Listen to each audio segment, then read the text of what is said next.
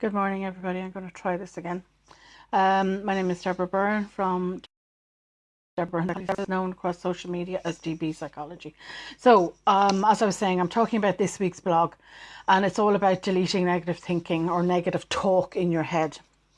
And as I was saying, the first thing to do is to, get knowledge, get informed.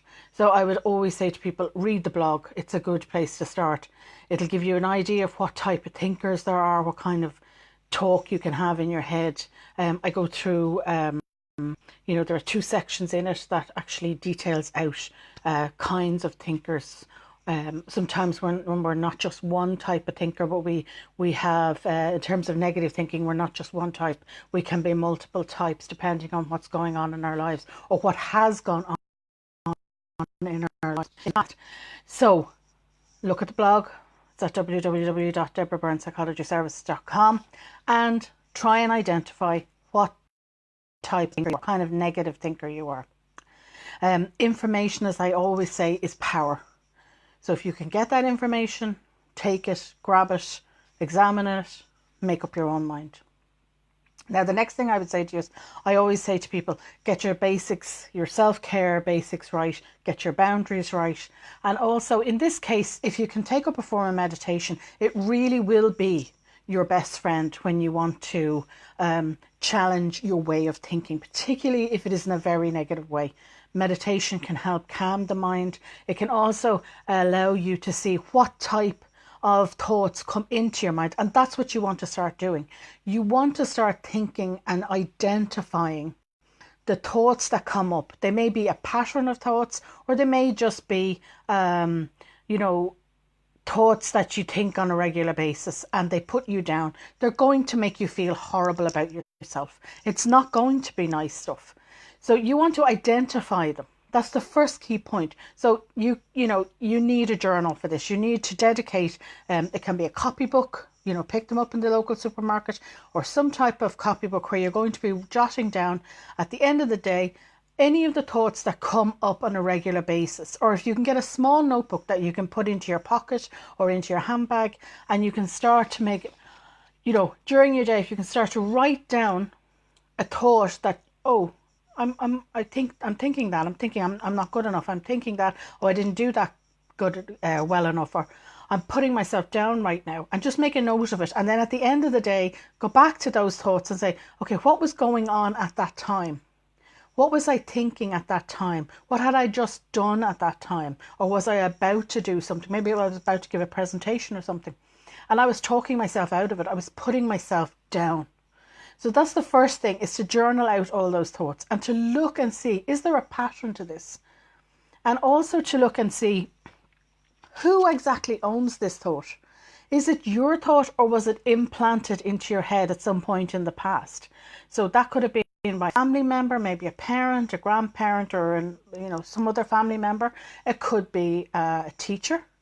And it also could be a boss. Maybe you had a past, experience from a past boss, or maybe it's your current boss. Maybe they are a very negative person, or somebody in the office who is a very negative thinker, or is constantly putting down the other members of staff. If that is the case, you're going to pick up on that.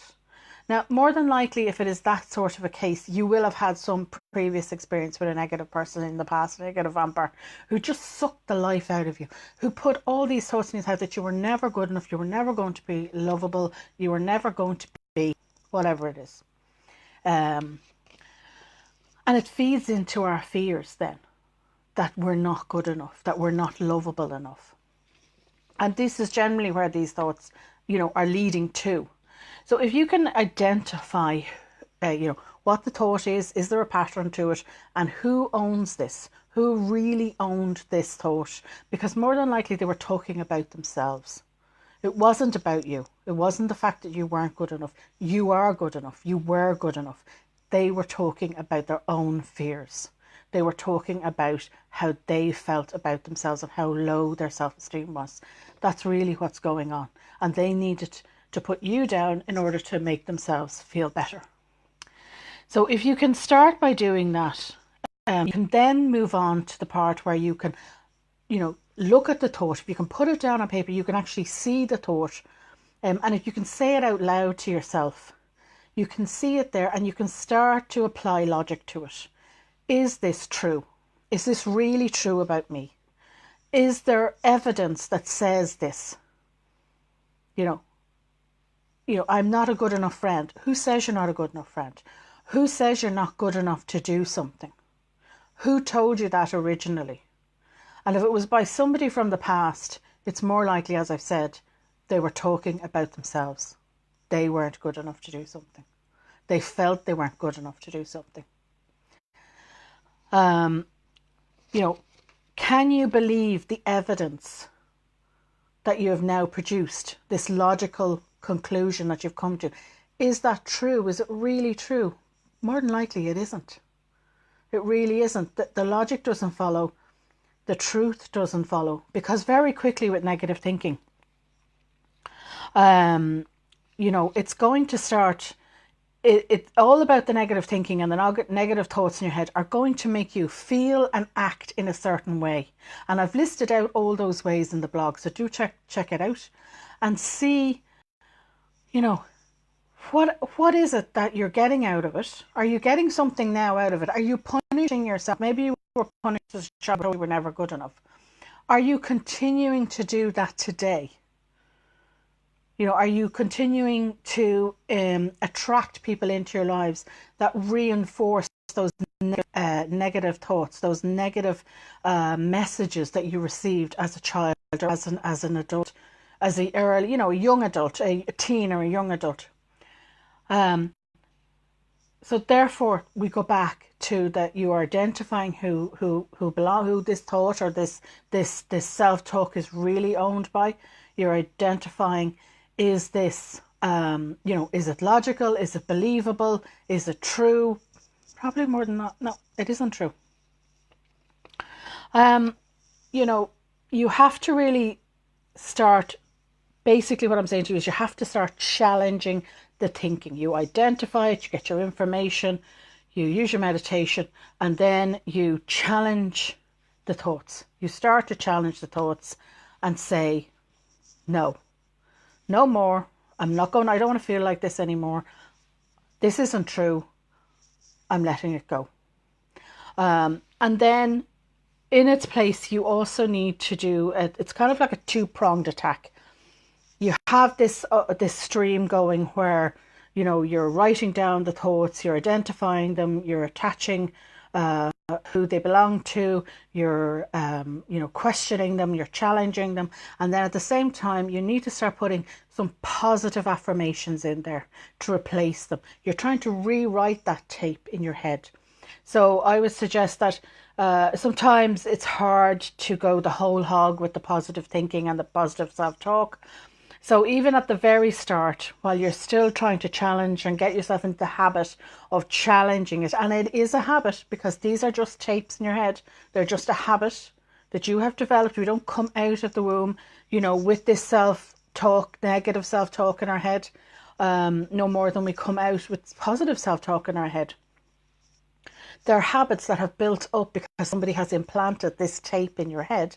So by doing this, by doing everything I've just said, and then putting in a positive affirmation, that will be a start of positive self-thinking. Would be start putting in, so I am good enough. I am lovable. I love myself. I forgive myself. Use positive thoughts. And you're going to have to use them as affirmations. So you may need to sit down and in your journal, when you finish writing out everything you need to write out in terms of the negative stuff, finish up by writing 3 things you're grateful for and a positive affirmation.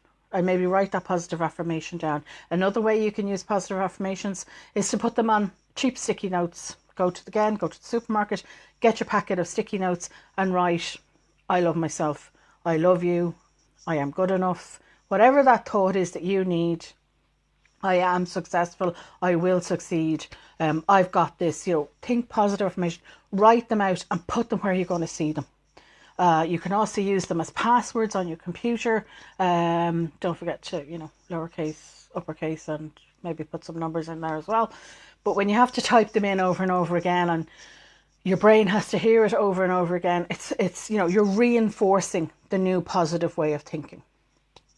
So I'm going to leave it at that for this morning. Do check out the blog at www.DBpsychology and if you have any suggestions, as always, put them in the comments below, and I will talk to you all again next week. And thank you.